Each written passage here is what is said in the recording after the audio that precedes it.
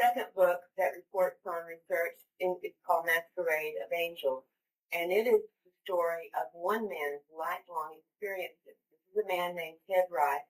I doubt that any of you will have heard of Ted, but throughout the South, he's a very well-known psychic. He had been trained from his early adulthood in metaphysical work. He was a co-founder of the First Congregation of Spiritual Church in the state of Georgia. He's an Alabama boy. This is the Cotton Patch Kid, raised on a farm. And he had a number of paranormal experiences throughout his life that had, of course, prompted him into this work. But that's not why I began my investigation with Ted. In 1989, Ted consciously remembered having been abducted by entities he had never seen before, taken from his home, along with many of his neighbors down the street, taken to a large craft.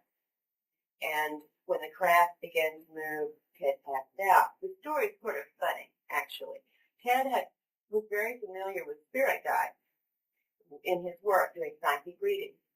And throughout the years, he had gotten communications and help and assistance from a number of what he thought of as spirit guides.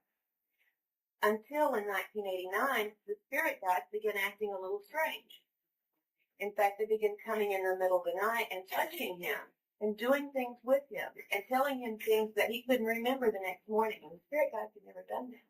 And they came night after night after night to the point where Ted was getting no rest at all. I mean, he was going downhill physically. He was going downhill emotionally, and he was, in fact, reaching a point of almost nervous breakdown from constantly having these intrusions at night. And he even moved to change locations, thinking maybe if he got away from the area, this interference would stop. And after he had a trailer at that time because in his job he moved around a lot. He says he has a house and isn't in the trailer anymore. But he was in a nice trailer park in Shreveport, Louisiana when he had moved from one location to another location, had just set his trailer up. Took 4 days to do this because he worked during the day, and thought he was now away from whatever this was that was bothering him. And the very first night after that, he had gotten settled in, and a friend was there helping him. Here came what was by now a very familiar sight, a little blue light floating into his house. He had never had these little blue lights before this time in his life, and he didn't understand what they had to do with the spiritual work. But he saw it coming in again, and he knew the move had done no good. He was still going to have this phenomenon at night, and he lost his temper. I mean, he was ragged already from lack of rest. And he yelled and he shouted and he cussed. You know, in the South we do like to cuss. And he cussed this thing out, and he said, "You spirit guys better leave me alone.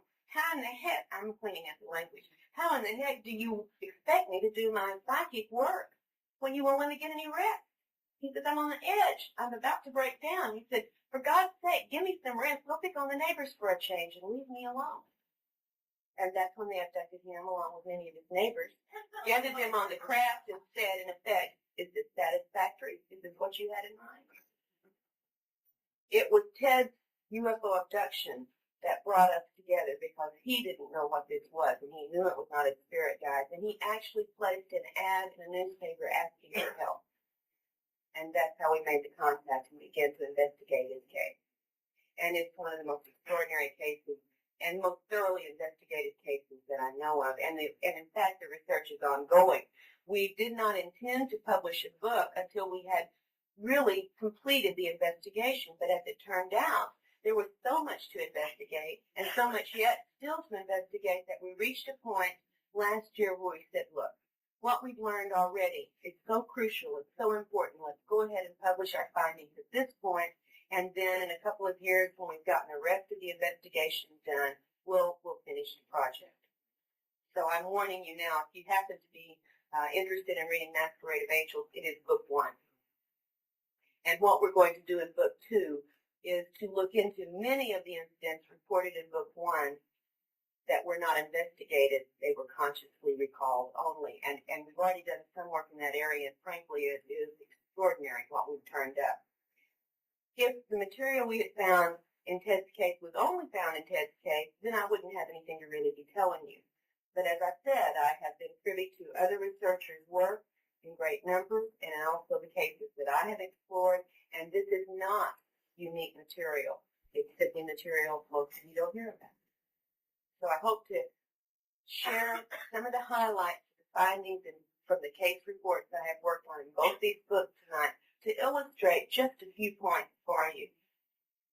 Here's what I'm going to be discussing, and I will use this material as illustration for it. I'm going to talk about the cases that deal with the deceptive nature of the phenomenon. I'm going to talk about two of the physical procedures involved in this, two that I think are the most disturbing and most crucial for our understanding.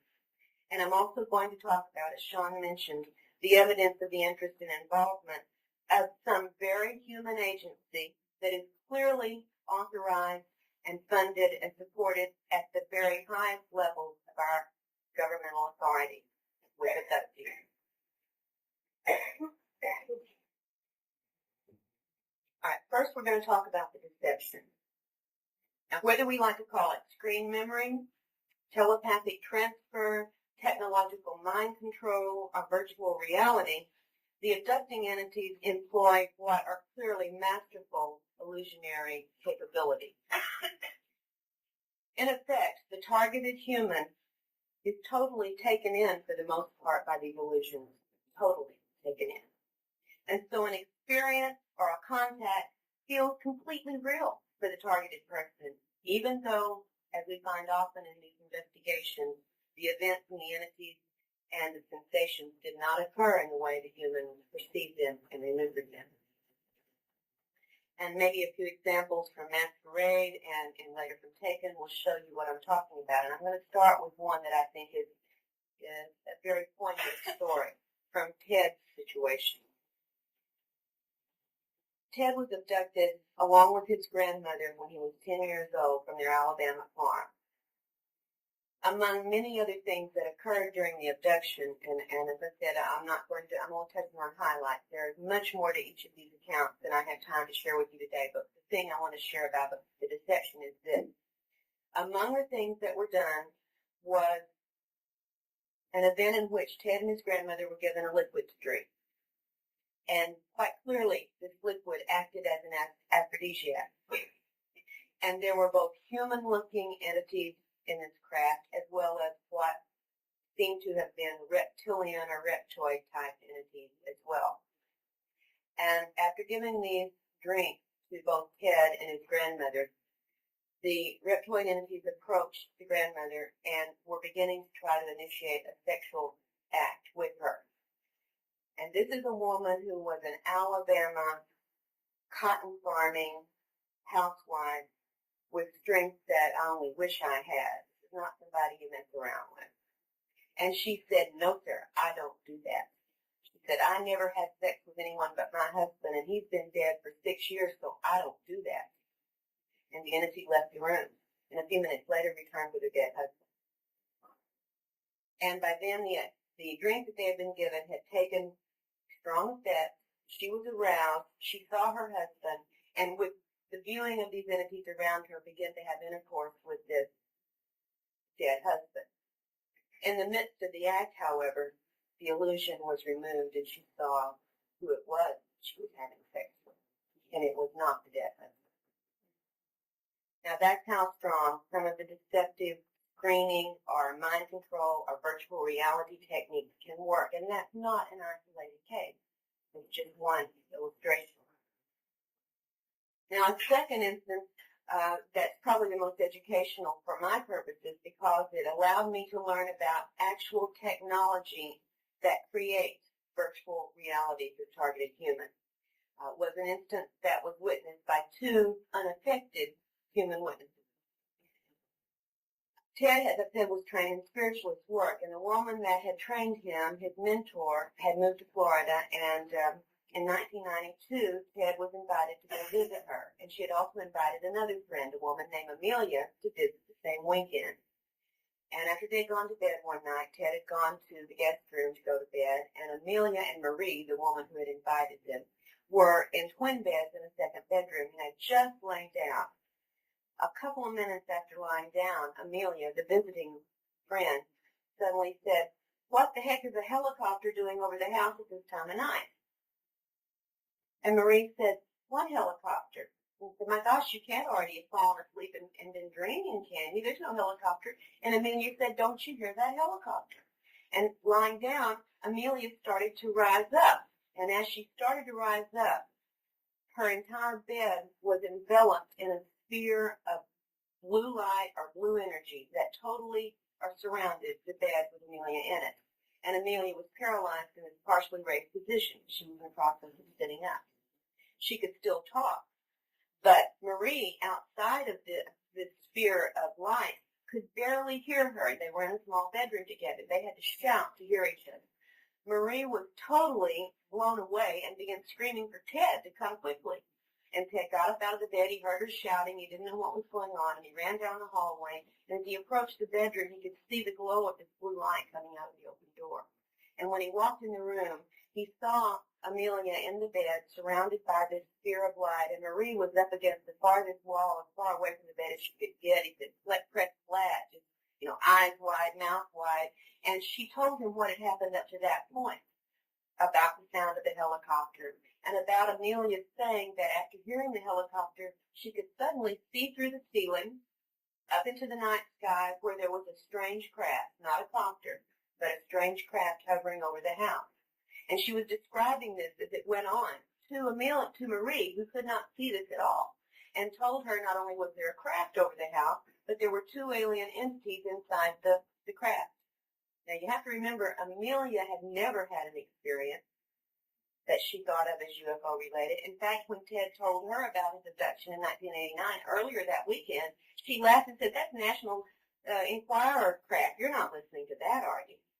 There's nothing to that. So here's Amelia now, who's scoffed at the idea, looking up, seeing a craft she can't identify with two alien entities in it. She said one of them looked like an alligator man. She had no terminology for this. And the other one was sort of purplish black and had a very bumpy surface skin. And she's carrying on a conversation with these entities, and then all of a sudden, after Ted is in the room for a few minutes, she says, "Well, now they're in here. They come down in the room." And she began talking to the foot of her bed. She said, "They're standing at the foot of the bed. Don't you see them? Don't you see them?" This went on from beginning to end for upwards of 10 minutes before the light suddenly disappeared. And Amelia was able to rise up out of the bed and excitedly talk about, did you see the entities? Did you hear what they were saying?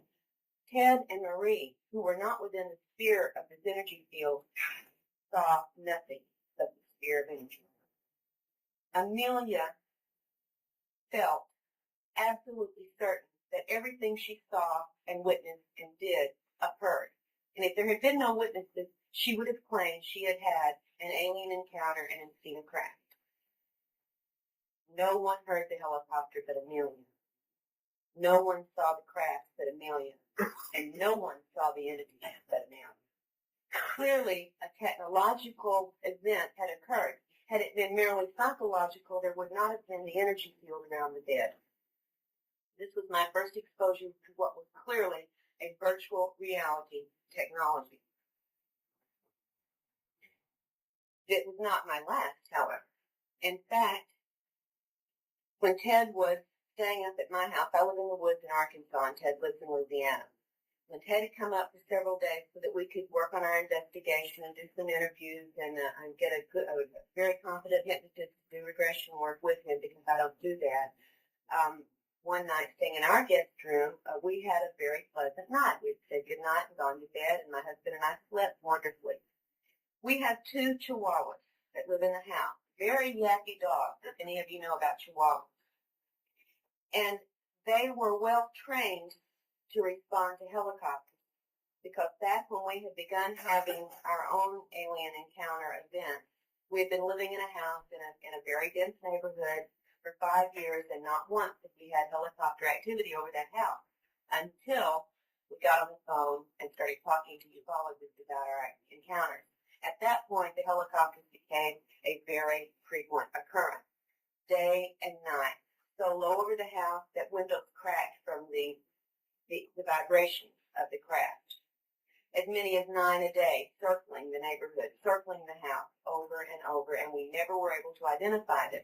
However, my dog saw me get excited every time the helicopters would come. I'd get my camera and I'd run outside, and they would yap, yap, yap, yap, yap, and became trained that every time they hear a helicopter, they erupt in this barking. The dogs didn't bark that night. We heard nothing that night, but the next morning Ted said, well, did you hear the helicopter? He said, no, Ted, no helicopters last night.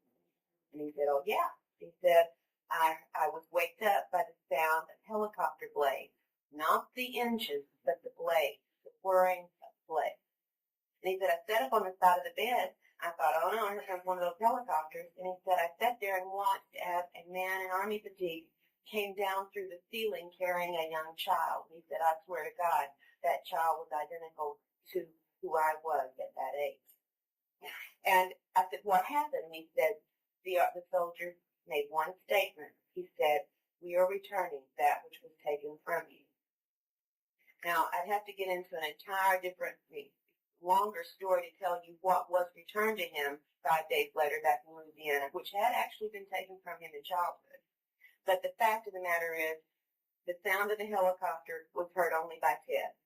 It was followed by an event, and clearly there was not a soldier melting through the room, into the room, carrying young Ted. It was a virtual reality event that was totally real to Ted's perception. Before you jump to the conclusion that it was a terrestrial helicopter, remember it was only heard by the targeted person in these cases and in other cases that are very, very similar. So the fact that the sound is selective leaves us with two possibilities. Either these sounds are occurring internally in the targeted person's head, perhaps generated by some remote means or perhaps by an implant device, or whoever the entities are that are making this sound can somehow block any non-targeted individuals from hearing an external noise. Now, either way, you've got advanced, sophisticated, highly sophisticated technology at work here. No matter whose it is not what we know to be the standard helicopter activity.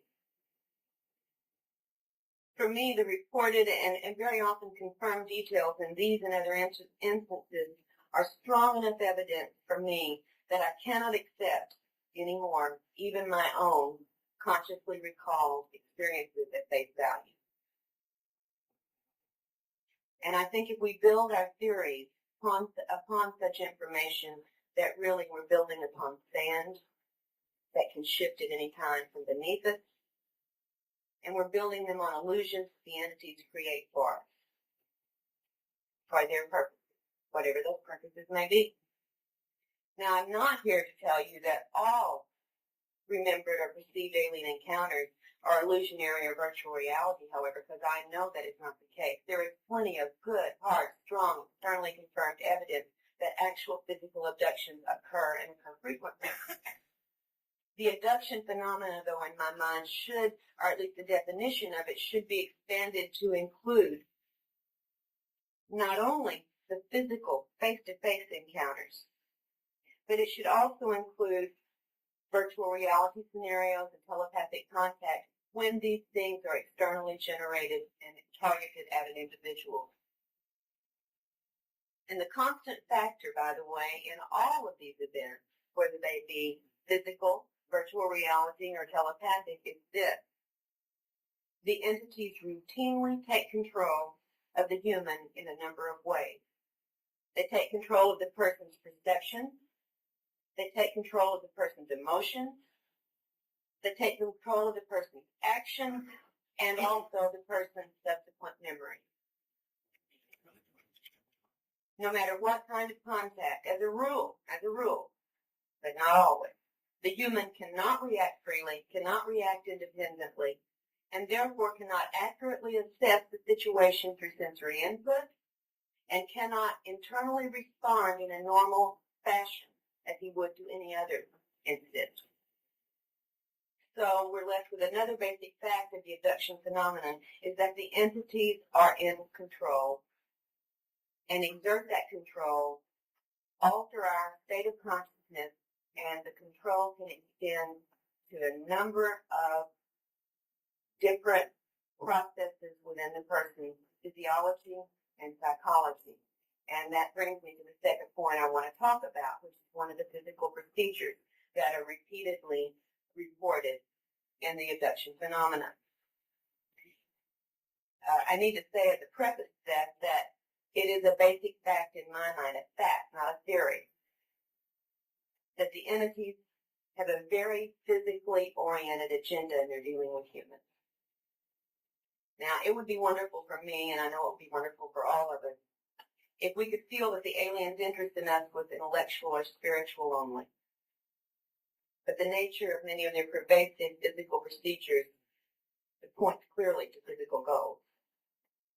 And without getting into a litany of the procedures that are reported routinely that seem to have little or nothing to do with either a spiritual agenda or a crossbreeding program, I want to touch upon two of these because their implications to me are much more important than any of the other procedures involved in this phenomenon. And the first of those is cloning. Is there anyone here who has heard of reports about cloned human bodies? Anybody at all?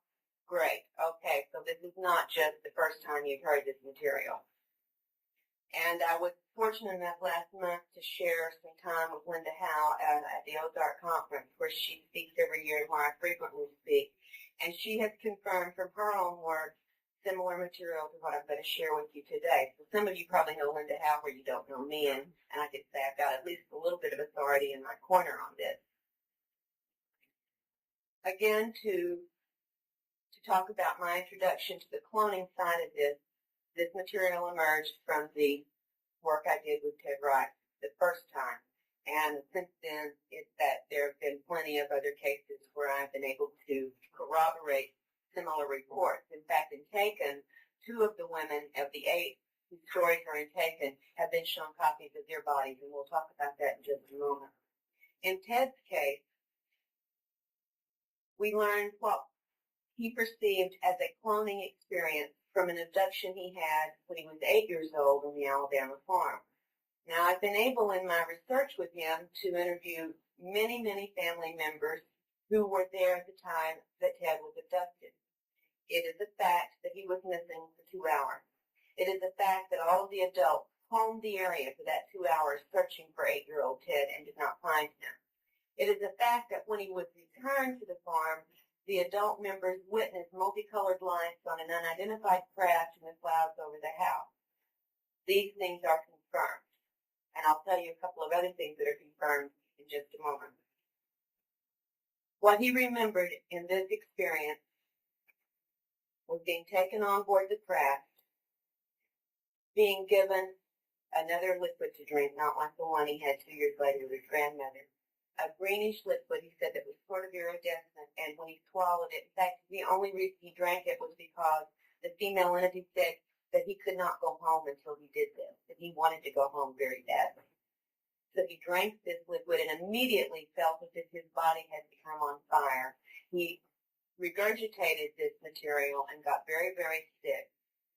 He was placed on a table, and without going into all the details that I do in the book, essentially, he was killed.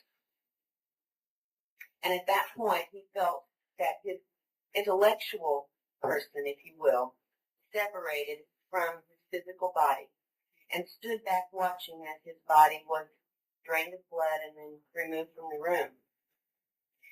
While he was watching this, Ted had no personal identity. He did not know who he was. He did not know where he was. And he did not know what was going on. He was simply observing what was happening. Before he was killed, they had, however, put a headphone-type device on his head, and he heard a very irritating noise. He didn't know what that was about. He took the headphone off, and then he was killed. As his intellectual self, as he called it, watched this process, after they wheeled the dead body out, shortly thereafter, they rolled in an inert, identical copy of the body. Now, I did leave one thing out that's very important. When they killed him, and he's watching what happened, he said he saw what he thought was his spirit or soul begin to rise up from the chest area of the dead body, rising up. But it didn't escape from his body. It stayed connected to that greenish liquid that he had vomited and was still on his chest. It stayed tethered to this. One of the entities brought a small black box over to his body and sucked that spirit into the box set it on a counter, and waited while they brought the new body out. Probes of some sort were attached to Ted's feet and shoulders and head of the new body, and somehow the body was animated, and the spirit or energy within that box was transferred into the new body. The headphones were placed back on the new body, and at that point, Ted was back in his body and knew who he was and where he was. This is Ted's report.